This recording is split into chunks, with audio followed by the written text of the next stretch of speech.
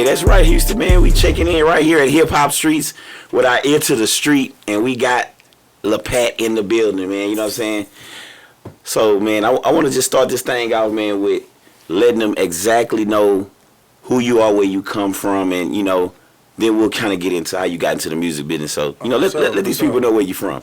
Originally, I'm from New Orleans, born and raised. I grew up in Acres Home, Texas, you hear me? Big fofo in the building. Yeah, so I put on. I grew up doing music in church in the beginning. Kind of got into the street life and left it alone. Lost sight of my dream. Moved to Texas. I ended up getting sentenced to 8 years. Wow, yeah. That's but that's where I found my dream, though. To be honest, like I realized I had enough time to sit down and think about what I want to do in my life, and I had got a lot of trades when I was in there, but I wasn't really like the top of the class. I was, I'm like, I ain't really that good at stuff. Yeah. You know what I mean? But student. One thing I was good at every unit I've been on was music. I was the hardest on any unit. And this is why you was in New Orleans, maybe like in your high school days or something? No, I was in Houston. I did TDC time. Okay, so what brings you to Houston then? The storm. Okay, Katrina. And then my mama moved back and forth for a little while. Wow, so after the Katrina storm brings you to Houston. By what age were you? By what? I was probably like 11, 11, 12, okay. Yeah. Growing up in Acres Home. Acres Home. That's the only place I ever lived until I became an adult. And this is where you decided to do music then, in Houston. Yeah. When I was in Houston, it was more so of like I was thugging, you know what I mean? But when I came home, like that's where most of my friends were, still in Houston. So when I came home from jail, it was like the hood knew me. Like his home knew me good enough to get my foot off the ground, you feel me? To get a few people to share my music. Got you. I had some people I knew from school, you know what I'm saying? Like the hood was good. You know, I guess dealing with the music industry, you ever been into music like in the band or just musically inclined into singing the choir in church or something like that? Yeah, what gave you that first, that start to say, I'm going to do music? You know what I mean? Because it's not easy. My uncle and my aunt. Well, my uncle who actually produced Kamikaze, he was in a band. He played the drums in church. And my aunt next, she was like the lead singer in church. Yes, so in the family. I'm the first grandchild, so I kind of grew up with them. Before I had brothers and sisters, other little cousins. It was just me and them, you know what I mean? So I followed behind them a lot. I wanted to sing like my aunt because she always brought the church down. And he used to just go off on the drums. And I wanted to do both, so I did. I actually played the drums. Used to have a microphone like this, singing. When I was a kid, I swear. Dope, I like that. Somebody gonna find them videos. I like that. But you know what I want to kind of talk about more is like, I guess, you as an artist, with a hit single and kind of how it jumped off. I know a lot of people usually now they start off with like a dance type of thing. So, kind of was that like a buzz or a way that you got into, I guess, marketing the song or getting it hot like that? My original marketing, I was working with my road manager, Big Al, who was doing roadside. And everybody we helped, we didn't ask for a tip, we just asked them to download the song. That's when I first released the song through DistroKid. You know what I mean? No label, no nothing, no help. Wow. I went around Houston, everywhere. I had already had a little buzz before I went back and did my parole violation time. So I used Lil Zach, the DJ. I actually performed at his birthday party, Kiati. I performed at an event with him. So I made sure I put this song in everybody's face. That's what's key right there. That groundwork sometimes is usually not noticed. You know what I'm saying? They see the success of the record. Rodeo, I think I seen it on TikTok first. And then, from TikTok, it was like more of a dance type of song that they kept using to dance to. And then we found like, well, who's the artist? They like the song before they even can put a face with the hit. So, that's one thing. But let's talk about, I guess, other songs that you've created or put out there. Is this just the first one that you made? Nah, it's not. I actually got a whole little mixtape on YouTube. Okay, see? You know what I mean? I got a song with Lil Zach the DJ on platform. And you made these before you made Rodeo. Okay. See, a lot of people know you from Rodeo. Was my single right before Rodeo. Got you. I was going around the city trying to push that. A lot of people like, LaPat, from Rodeo, so you've been doing it for a little while. Right. It takes time. A lot of artists probably wouldn't know the process in order to get to that level. It's just they think it's an overnight type of thing. I didn't work with some artists, some upcoming artists in the city. I did a song with Big Cab. That was my actual first feature. Me, him, and Big Cuz. And then I did a song with EMG Santana. I'm on the 4-4 Bulldog song. I'm the last verse. Oh, yeah? They probably don't even know. They probably wouldn't know, man. LaPat. Yeah, definitely. So you know what else I want to, kind of get into is like, some of the community service things that you're doing in the community. I think I seen something when you work with Greasy Spoon, which was in Pearland, and kind of explain to the people, what are you doing that's just outside of the music, what I'm saying, that's kind of helping the community. They want to know, so. I'm real big on education, you know what I mean? They watch my interviews, I always talk about literature, and grammar was always my favorite subject. I ain't do a lot of good in school, but learning was like a big thing in me. Whether I'm going to stay in school or not, I'm going to always channel for learning. I'm going to always seek knowledge, you know what I mean? And I just feel like as an adult, I see the importance of education. So talking with my PR and my label, we decided, we wanted to give back to those, those who's in education and those fighting in the service, and show them that we really appreciate the service they do. They don't get a lot of light. Teachers having to fight students, and what I mean? It'd be crazy, what I mean? I just want to let them know that somebody love what you're doing, what I mean? So yeah, that's amazing, and it kind of brings me to the thought of you having probably, I think it was like over 6 million streams or something on YouTube. I just broke 100 million streams. 100 million streams. I'm talking about today. Like these amazing numbers. You was just telling me about how you understood I guess the way the music was kind of getting you the checks in the mail through DistroKid. So it's like a company or something that does everything for you, or what is that? So what it does is it lets you act as a label, like really, like what you do is as simple as like uploading a video to YouTube. You upload your song, you put the rights, you put the splits, you put who did what. If somebody wrote the song, you can put that. You can actually put your lyrics on there to where it plays on Instagram and stuff like that. Like it actually lets you do the things that you see major artists doing. You're like, well, I want my stuff to look like that. You know what I mean? You gotta pay them or something. You gotta give them. DistroKid a little small price of $100 a year.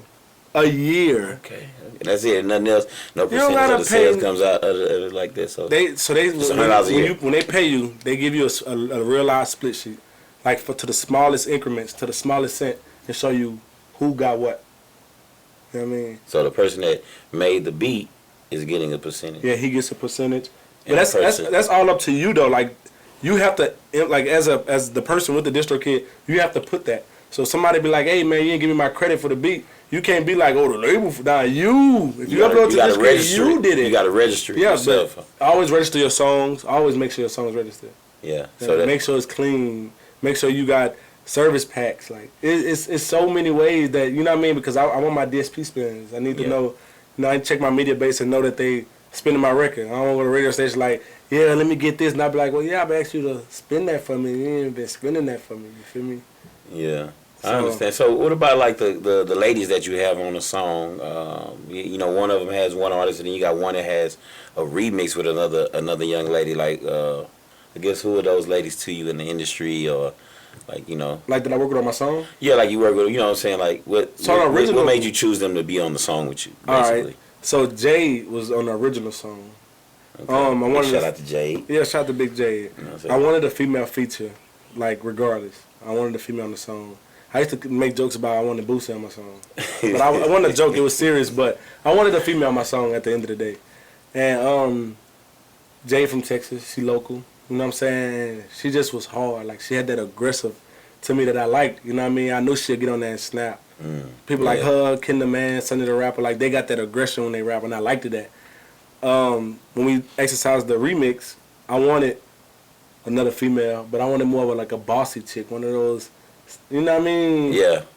Pretty bossy, yeah, like that's the swag female. Now, I guess. Yeah. Like that's what's in, have your bossy chick. So I wanted to do like both sides of it, like one for them thoroughs and one for them the bossy chicks. So who you went got for that?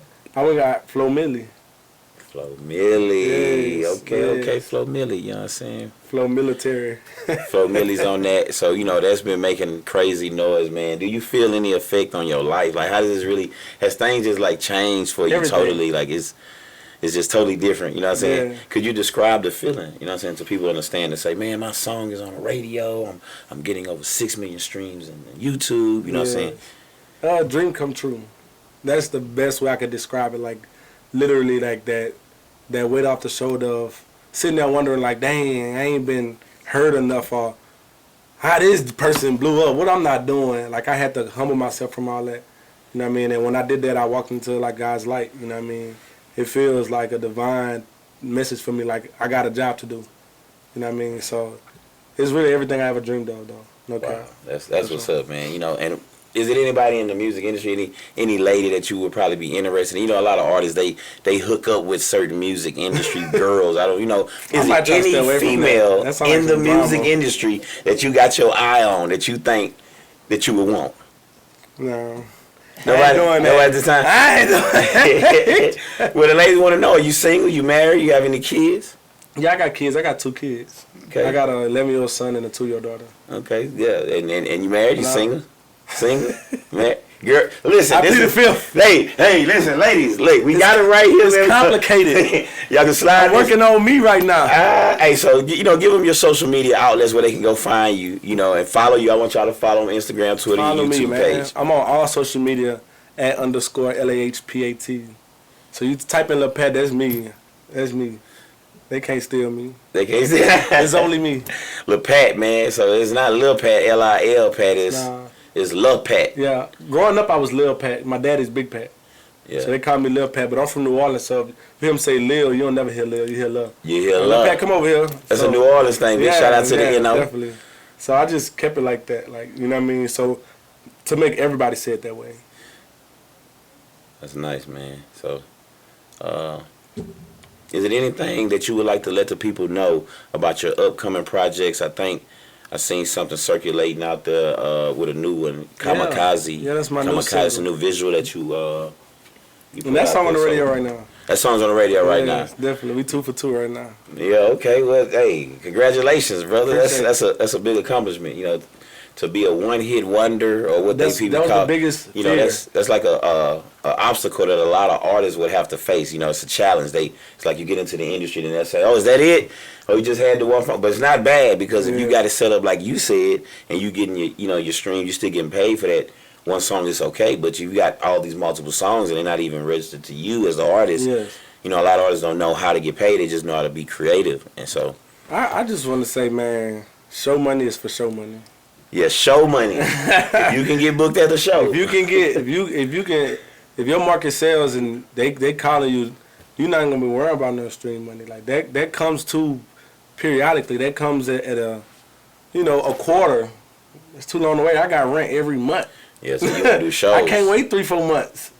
So yeah, I make sure I stay booked up, man. Make sure you got a team. Make sure you got a great PR. Make sure you got great managers. People who's gonna go. You're a product, so they have to sell that. Yeah. If you ain't giving them nothing to sell, you just like, I can sing. They're like, so go sing. I just saw a boy said that the other day. He said, you want to sing? Just go in the corner and sing. Yeah, just sing. But you want to be a professional, right? So that comes with things. So I like make sure you dot your I's and cross your T's for sure. I like that you say that. This is definitely a professional industry, man. Yeah. And you've made, you're ready for the next level. I can tell, man. And it's just wonderful having you here at HipHopStreets, man. So we can get the full coverage, the behind the scenes, the details, everything that we know formally about you that's public now. You're able to spill it out to the public on live TV, man. So and I always tell them I don't got no secrets. Like I watch a lot of artists take downfall over certain things. You know what I mean? Just certain things that come up with artists or they past and backgrounds. You be like, man, you was cool, bro. Man, you got all that going on. I don't have none of that. Like, you know what I mean? I don't have no ill on my name. If it's ill on my name, they're a hater. If there's ill on the pet name, facts. Like no cap. Like that's why I'm so confident in where I'm going in my journey, because once I realized this is what I wanted to do, I made sure. Like it was times I'd be like, man, I'm gonna be famous one day. I can't get on OnlyFans. You know what I mean? Like for real. So I just made sure that I knew the walk I had to walk. Right. Well, I think that's all I had for you. I appreciate it. I think that's all I had for you. I had a lot of different questions I wanted to get out, some very deep things, but I think I asked you pretty much everything, you know what I'm saying? So with that being said, man, I would like to conclude this, interview. And we're in the building. I HipHopStreets, I appreciate y'all for having me. For the new music, man. I just dropped a video to that Kamikaze. Make sure y'all check out my video. It's crazy. Every video y'all gonna see some beautiful ladies. Fact. Every time I seen them beautiful ladies. I'm always have some beautiful ladies. Like I'm the only boy.